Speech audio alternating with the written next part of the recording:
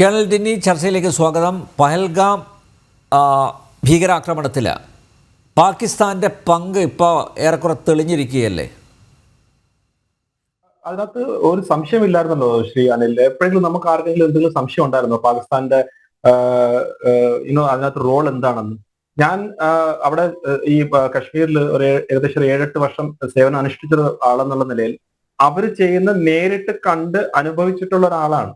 അതായത് പാകിസ്ഥാൻ എങ്ങനെയാണ് അത് അവിടെ ഈ ഭീകരവാദികളെ അവിടെ നിന്ന് നുഴഞ്ഞുകയറ്റത്തെ സഹായിക്കുകയും അവിടുന്ന് വന്ന ഭീകരവാദികളെ നമ്മൾ പിടിക്കുമ്പം അവർ ഓരോ കാര്യങ്ങളും വ്യക്തമായിട്ട് എവിടെയാണ് അവർ പോകുന്നത്, എവിടുന്നാണ് അവർ ട്രെയിനിങ് കിട്ടുന്നത്, എങ്ങനെയാണ് അവർ അവിടുന്ന് പാകിസ്ഥാൻ ക്യാമ്പിലേക്ക് കൊണ്ടുവരുന്നത്, പാകിസ്ഥാൻ ക്യാമ്പിൽ നിന്ന് പാകിസ്ഥാന്റെ ഔട്ട് പോസ്റ്റിലേക്ക് എങ്ങനെയാണ് കൊണ്ടുവരുന്നത്, അവിടുന്ന് അവർ എത്ര രൂപ എന്തൊക്കെ സാധനങ്ങൾ തന്നിട്ടാണ് അവരെ നുഴഞ്ഞുകയറ്റി അകത്ത് വരുമ്പോൾ ആരാണ് അവരെ റിസീവ് ചെയ്യുന്നത്, അവിടുന്ന് ഉള്ള അവരുടെ ഓപ്പറേഷൻസ് ഒക്കെ കൺട്രോൾ ചെയ്യുന്ന ആരാണ്, ഇതൊക്കെ കറക്റ്റായിട്ട് വ്യക്തമായിട്ട് നമുക്ക് അറിയാവുന്ന കാര്യങ്ങളാണ്. നമ്മൾ തന്നെ പലപ്പോഴും വേഷം മാറിയൊക്കെ പാകിസ്ഥാന്റെ ഈ ഉള്ളിലിരിക്കുന്ന ആളുകളെ പിടിക്കാൻ വേണ്ടി എന്തൊക്കെ കാര്യങ്ങൾ ചെയ്തിട്ടുണ്ട്. അപ്പൊ ഇതൊന്നും സത്യം പറഞ്ഞാൽ ഇപ്പം നമ്മൾ ഈ ഒരു അവസ്ഥയിൽ ഇപ്പൊ പാകിസ്ഥാൻ ആണോ ചെയ്തത് അല്ല എന്നൊക്കെ ഒരു ഒരു എന്താ പറഞ്ഞ ഒരു പ്രസക്തി ഇല്ലാത്തൊരു ചോദ്യമാണ്. അത് ലോകം മൊത്തം അറിയാവുന്ന കാര്യമാണ്. ഒസാമ ബിൻ ലാദൻ എവിടെ നിന്നാണ് പിടികൂടിയത്? പാകിസ്ഥാനുള്ളിലല്ലേ. അപ്പം ഇന്ന് ഈ ലഷ്കർ എ തോയ്ബ ആയാലും ശരി, ജയ്ഷെ മുഹമ്മദ് ആയാലും ശരി, അൽ ഖായ്ദ ആയാലും ശരി, എന്തിനാ TTP എന്ന് പറഞ്ഞാൽ തെഹ്രീക്കെ താലിബാൻ പാകിസ്ഥാൻ, അത് എവിടെ ഉള്ളതാണ്? അത് പാകിസ്ഥാനിലുള്ളതാണ്. ബലൂചിസ്ഥാനിൽ എന്താണ് നടക്കുന്നത്? അപ്പം നമ്മളൊക്കെ വിട്ടേക്ക്. അഫ്ഗാനിസ്ഥാൻ താലിബാൻ ഇന്ന് പാകിസ്ഥാനെ കുറിച്ച് എന്താണ് പറയുക?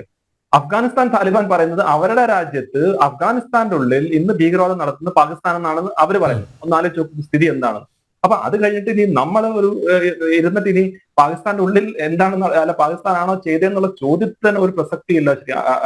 അത് എല്ലാവർക്കും അറിയുന്നതാണ്. അതിനൊക്കെ കൃത്യമായിട്ട് നമ്മൾ അതിന്റെ ഒരു സമയം, അതായത് ഷാക്കിറിന് അത് ഇതുവരെ മനസ്സിലായിട്ടില്ല. അദ്ദേഹം നേരത്തെ എൻ്റെ അടുത്ത് ചോദിച്ചത് ഒരു ഭീകര രാഷ്ട്രമാണെന്നതിന് എന്താ തെളിവെന്നാണ് ചോദിച്ചത് ഷാക്കിർ.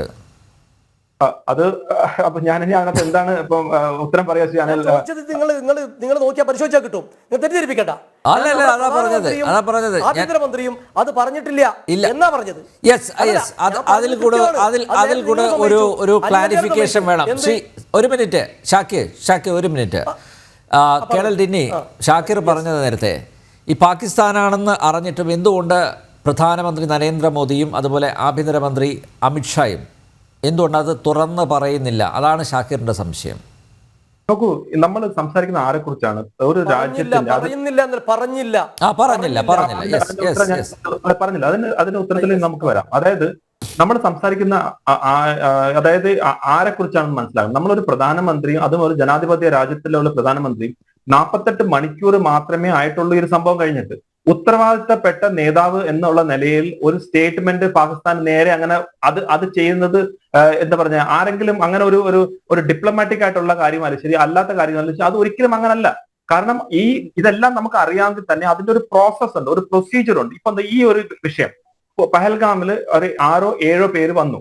അവരാരാണെന്ന് കൃത്യമായിട്ടുള്ള പേരുകൾ, അവരുടെ ഹാൻഡിൽ ചെയ്ത ആളുകളുടെ ആരാണെന്ന്, കശ്മീരിന്റെ ഉള്ളിൽ ഹാൻഡിൽ ചെയ്ത ആരാണ്, പാകിസ്ഥാനിന്റെ ഉള്ളിൽ ഹാൻഡിൽ ചെയ്ത ആരാണ്, പാകിസ്ഥാൻ സൈന്യത്തിന്റെ ഉള്ളിൽ ഹാൻഡിൽ ചെയ്ത ആരാണെന്നുള്ള കൃത്യമായിട്ട് ഡീറ്റെയിൽ വന്നു കഴിഞ്ഞാൽ ഈ ലോകരാജ്യങ്ങൾ, നമ്മളിപ്പം ഇന്ന് തന്നെ കണ്ടതാണ്, പല രാജ്യങ്ങളിലെ എംബസിയിലുള്ള ആളുകളെ വിളിച്ച് നമ്മൾ എംബസിയിൽ അവരെ കാര്യങ്ങൾ ബോധ്യപ്പെടുത്തുന്നുണ്ട്.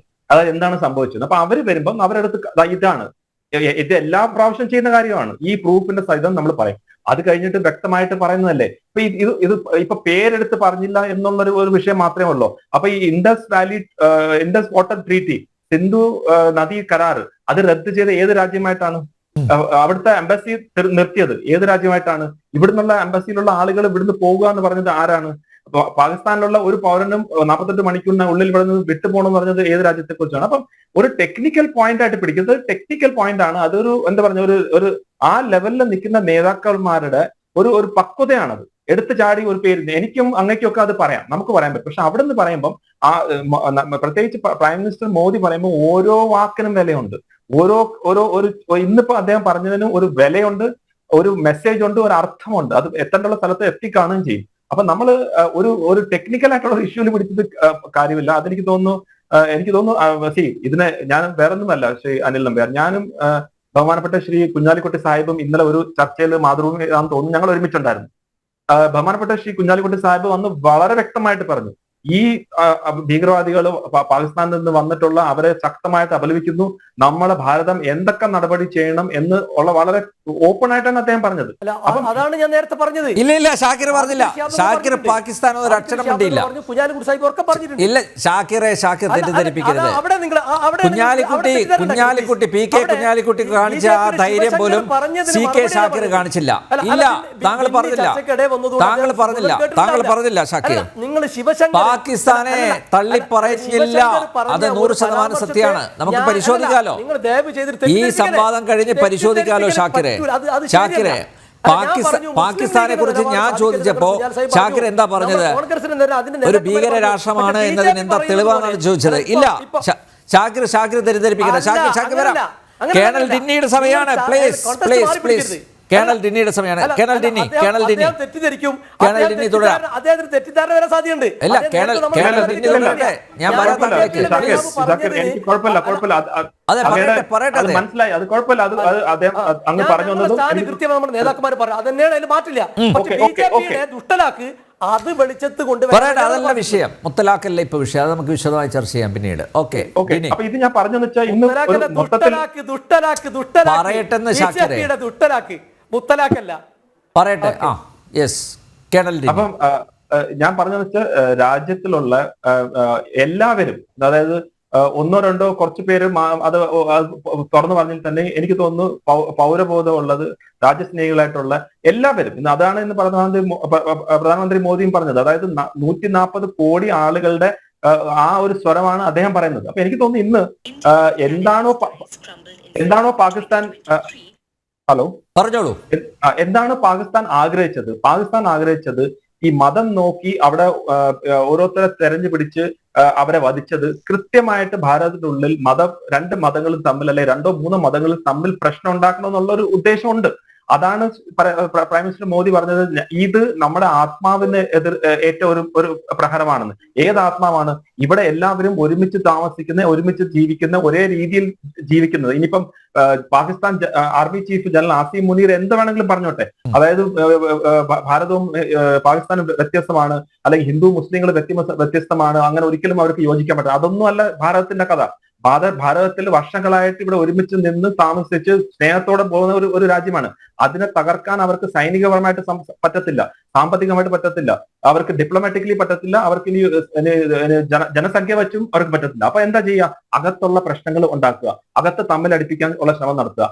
അതാണ് ഇന്ന് അവിടെ പ്രൈം മിനിസ്റ്റർ മോദി പറഞ്ഞത്. ഞങ്ങൾ ആത്മാവിന് അഗേൻസ്റ്റ് ആയിട്ടുള്ള ഒരു പ്രഹരമാണ്, അതിനെ ഞങ്ങൾ തിരിച്ചടിക്കും എന്ന് പ്രൈം മിനിസ്റ്റർ മോദി പറഞ്ഞു. അതുകൊണ്ട് എനിക്ക് തോന്നുന്നു ഇത് നമ്മളിപ്പം ഈ ഒരു ചർച്ച പാകിസ്ഥാൻ ഇതിനകത്ത് ബാക്കിലാണോ ഇല്ലെന്നുള്ള അതിനകത്തൊക്കെ എത്രയോ വെള്ളം ജേലത്തിൽ നിന്ന് പൊയ്ക്കഴിഞ്ഞു. അതിനകത്തൊന്നും യാതൊരു സംശയമില്ല. എനിക്ക് തോന്നുന്നു ശ്രീ ഷാക്കിറിനെ കുറിച്ച് ഒറ്റ ഒരു ഉറുദുവിലുള്ളൊരിതുണ്ട്.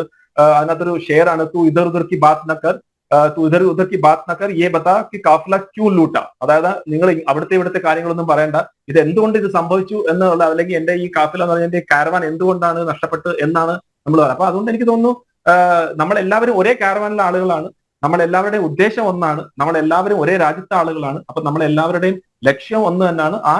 ആ ലക്ഷ്യം ഇപ്പം ഈ പാകിസ്ഥാന്റെ ഇങ്ങനത്തെ ആ ഒരു ഡിസൈനിനെ തോൽപ്പിക്കുക എന്ന് മാത്രമാണ്. എനിക്ക് തോന്നുന്നു നമ്മളെല്ലാവരും ഒരുമിച്ച് ഇപ്പൊ നിൽക്കേണ്ട ഒരു സാഹചര്യം തന്നെയാണ്. അതിനകത്ത് യാതൊരു സംശയമില്ല. ശ്രീ ഡിനി, ഒറ്റ കാര്യം കൂടി, ഈ നമ്മുടെ ഷാക്കിറും അതുപോലെ ശ്രീ സലീമടവരും റേസ് ചെയ്ത ഒരു കാര്യം, സെക്യൂരിറ്റി ലാപ്സസ് ആണ്, ഇന്റലിജൻസ് ഫെയിലിയർ ആണ് എന്ന്. അതാണ് പരിശോധിക്കേണ്ടത്. ആഭ്യന്തര വകുപ്പിന്റെ പരാജയമാണ് എന്നുകൂടി പറഞ്ഞിരിക്കുന്നു. ഇപ്പൊ പ്രതിപക്ഷം ആരോപിക്കുന്നത് അതാണ്. നോക്കൂ ശ്രീ അനിൽ, അത് തന്നെയാണ് ഞാനും പറയുന്നത്. അത് 48 മണിക്കൂറിന് മുൻപ് നമ്മൾ ഇവിടെ ഇരുന്ന് കേരളത്തിൽ നിന്നിട്ട് നമ്മൾ അതിനെക്കുറിച്ച് അല്ലെങ്കിൽ നമുക്ക് ഒരിക്കലും അങ്ങനെ ഒരു ഡിസിഷൻ, ഒരു അനാലിസിസിലേക്ക് എത്താൻ സാധിക്കുമോ? അതായത് ഒരു സെക്യൂരിറ്റി ലാബ്സ് നടന്നു കഴിഞ്ഞു, അല്ലെങ്കിൽ ഇന്റലിജൻസ് ലാബ്സ് നടന്നു കഴിഞ്ഞു, ഇനി അങ്ങനെ നടന്നു തന്നെ വിചാരിക്കുക. ഇപ്പോഴത്തെ അവസ്ഥയിൽ നമ്മളെ ഫോക്കസ് എന്താണ്? ഇപ്പോഴത്തെ അവസ്ഥ നമ്മുടെ ലാബ്സ് ആണോ, അതോ നമ്മൾ ഈ തിരിച്ചടിയും നമ്മൾ ഈ മരിച്ചവരുടെ കൂടെ നിൽക്കുന്നതാണോ നമ്മൾ ഇപ്പോഴത്തെ ഫോക്കസ്? ഈ ലാബ്സ് ആയാലും ശരി, ഇനി ഇന്റലിജൻസ് ഫെയിലിയർ ആയാലും ശരി, ഇതിനൊക്കെ കറക്റ്റ് ആയിട്ടുള്ള പ്രൊസീജിയർ വൈസ് അനാലിസിസ് ചെയ്യാനുള്ള സിസ്റ്റം ഭാരതത്തിലുണ്ട്. അത് ഈ ഗവൺമെന്റോ അല്ലെങ്കിൽ മുൻപ് ഇത് സിസ്റ്റമാറ്റിക്കായിട്ട് വർഷങ്ങളായിട്ട് നടന്നു വരുന്ന കാര്യമാണ്. ഒരു ഭീകരവാദി സംഭവം ആയി, അപ്പൊ ആദ്യം ചെയ്യുന്നത് അവിടുത്തെ സ്റ്റാൻഡിംഗ് ഓപ്പറേറ്റിംഗ് പ്രൊസീജിയർ അതിനെ എങ്ങനെ നേരിടാം എന്നുള്ളതാണ്. അത് നേരിട്ട് കഴിഞ്ഞിട്ട് ഇതിന് എന്തുകൊണ്ട് വന്നു, ഇതിനകത്ത് ആരെങ്കിലും സെക്യൂരിറ്റി ആയിട്ടുള്ള ലാബ്സ് വന്നിട്ടുണ്ടോ, അതിനകത്ത് ഇന്റലിജൻസ് ഫെയിലിയേഴ്സ് ഉണ്ടായിട്ടുണ്ടോ, ഇന്റലിജൻസ് തന്നിരുന്നു, അത് ആക്ട് ചെയ്തോ ഇല്ലയോ, ഇങ്ങനെയുള്ള എല്ലാ ചോദ്യങ്ങളും ചോദിക്കും. അതാണ് ആർമി, അതാണ് അവിടുത്തെ പോലീസ് ആയാലും ശരി, DSF, CRPF, ഇതെല്ലാം. കാരണം എന്താണ്, അടുത്ത പ്രാവശ്യം അതേ മിസ്റ്റേക്ക് ചെയ്യരുത് എന്നുള്ളത് നമ്മുടെ ആ ഓർഗനൈസേഷന്റെ കൾച്ചറാണത്. അപ്പൊ അത് നടക്കും, അതിനകത്ത് യാതൊരു സംശയമില്ല. ഇപ്പൊ പുൽവാമ കഴിഞ്ഞിട്ടും നടന്നു. പുൽവാമയിലും എന്തൊക്കെ ഫോൾട്ട് ആരുടെയൊക്കെ ഭാഗത്ത് ഉണ്ടായത്, ലോക്കൽ ആയിട്ടുള്ള ഫോൾട്ടാണോ, ടാക്ടിക്കൽ ലെവലിലുള്ള ഫോൾട്ടാണോ, ഇന്റലിജൻസിന്റെ ഫോൾട്ടാണോ, ഇതെല്ലാം പഠിക്കും. പഠിച്ചു കഴിഞ്ഞിട്ട് അതിന്റെ ഇന്റലിജൻസിന്റെ അതിന്റെ ബേസിസിൽ അടുത്ത പ്രാവശ്യം ആ മാറ്റങ്ങൾ കൊണ്ടുവരും. അതുപോലെ തന്നെ ആരെങ്കിലും ഭാഗത്ത് ഇതിനു വേണ്ടിയുള്ള അവരുടെ റോള് അവർ കൃത്യമായിട്ട് ചെയ്തിട്ടില്ലെങ്കിൽ അവർക്ക് തക്കമായിട്ടുള്ള ആക്ഷനും എടുക്കാറുണ്ട്. എത്രയോ പേര് എനിക്കറിയാവുന്ന തന്നെ എത്രയോ ആർമി ഓഫീസേഴ്സിന്റെ അതായത് അവരുടെ കരിയർ ചീത്തായിട്ടുണ്ട്. ചെറിയ മിസ്റ്റേക്കിന് തന്നെ അവർക്ക് അവരുടെ കരിയർ വളരെ നല്ല രീതിയിൽ ചെയ്തുകൊണ്ടിരിക്കുന്ന കാര്യം ഒരൊറ്റ ചെറിയ മിസ്റ്റേക്ക് കാരണം അവർ റൈറ്റ് ഓഫ് ആണ്. അവര് പിന്നീട് അവർക്ക് പ്രൊമോഷൻ ഇല്ല, വേറെ ഒരു കാര്യമില്ല. എത്ര കേസുകൾ അറിയാം. അപ്പൊ അതുകൊണ്ട് അതൊരു പ്രൊസീജിയറാണ്. ഇപ്പോഴത്തെ നമ്മുടെ അവസ്ഥ എന്താണ്, ഇപ്പോഴത്തെ നമ്മുടെ സാഹചര്യം എന്താണ്? ഇപ്പോഴത്തെ സാഹചര്യം നമ്മുടെ രാജ്യം ഒറ്റക്കെട്ടായിട്ട് നിൽക്കുക. 48 മണിക്കൂർ ആയതേ ഉള്ളൂ ഇപ്പം ഈ ഒരു വിഷയം വന്നിട്ട്. അതിനെ നമ്മൾ ഹാൻഡിൽ ചെയ്യുക. അത് കഴിഞ്ഞിട്ട് ഈ കാര്യങ്ങളെല്ലാം ചർച്ച ചെയ്യണം. ഞാൻ ചോദ്യങ്ങൾ ചോദിക്കണ്ട എന്നൊന്നും ഞാൻ പറയുന്നില്ല. ചോദ്യങ്ങൾ ചോദിക്കണം, പ്രതിപക്ഷം ചോദ്യങ്ങൾ ചോദിക്കുക തന്നെ വേണം. പക്ഷെ അതിന്റെ സമയവും സന്ദർഭവും ഉണ്ടെന്ന് മാത്രമാണ്. ആവശ്യമുണ്ടെങ്കിൽ ഈ കാര്യങ്ങൾ നമ്മൾ പാർലമെന്റിലും കൊണ്ടുവരണം. പാർലമെന്റിൽ തീർച്ചയായിട്ടും കൊണ്ടുവരാനുള്ള കാര്യങ്ങളൊക്കെ ഉണ്ടല്ലോ, അതിനകത്ത് പ്രശ്നമില്ല. പാർലമെന്റിൽ വെക്കേണ്ട കാര്യങ്ങൾ പാർലമെന്റിൽ വെക്കണം, സീക്രട്ട് ആയിട്ട് ഇരിക്കേണ്ട കാര്യങ്ങൾ സീക്രട്ട് ആയിട്ട് തന്നെ ഇരിക്കണം, ആക്ഷൻ എടുക്കേണ്ട കാര്യങ്ങൾ ആക്ഷൻ എടുക്കണം. പക്ഷെ ഇതിന് ഒരു സമയം സന്ദർഭം ഉണ്ടെന്നും കൂടി ഒരിക്കൽ കൂടി ഞാൻ അടിവരായിട്ട് പറയാൻ ആഗ്രഹിക്കുകയാണ്. Okay Sivasankar, back to Kerala. നമ്മൾ ബേബിയിലും സതീശനിലൊക്കെയാണ് തുടങ്ങിയത്. എനിക്കൊരു 2 മിനിറ്റ് തരണം. 2 മിനിറ്റേ ഉള്ളൂ. നിരന്തരം ഇടപെട്ടുകൊണ്ട് ചോദിച്ച ചോദ്യങ്ങൾക്ക് ഉത്തരം പറഞ്ഞില്ലെങ്കിൽ അദ്ദേഹത്തിന് അത് ചിലപ്പോൾ വിഷമം. ശരി, 2 കാര്യങ്ങൾ. ഒന്ന്, അദ്ദേഹം പറഞ്ഞു പാകിസ്ഥാനെ എന്തുകൊണ്ട് തീവ്രവാദ രാഷ്ട്രമായി നമ്മൾ കരുതണം, അല്ല അങ്ങനെ വേണോ? ദാവൂദ് ഇബ്രാഹിം എവിടെയാണ് ശ്രീ ഷാക്കിർ? മസൂദ് അസറും ഫസീദ് സയ്യിദും അബു ഖാദലും ഒക്കെ എവിടെ ജീവിക്കുന്നത്? അവരൊക്കെ ഇന്ത്യയുടെ ആരാണ്? അപ്പൊ നിരന്തരമായി ഇന്ത്യ ആക്രമിച്ചുകൊണ്ട് ഇന്ത്യയെ തകർക്കാൻ ശ്രമിക്കുന്നവരെ പാകിസ്ഥാനിൽ താമസിക്കുന്നു. ഒരു മിനിറ്റ് താങ്കൾ ഇടപെടരുത്. ഞങ്ങൾ പറയുമ്പോൾ നിങ്ങൾ പറഞ്ഞത് ഈ പാകിസ്ഥാൻ ആക്രമണയാണോ, ആക്രമണ രാജ്യമാണോ, ഇന്ത്യയുടെ പ്രതിനിധി? താങ്കൾ ഇടപെടരുത്. താങ്കൾ ദയവായി നിശബ്ദരായിരിക്കും.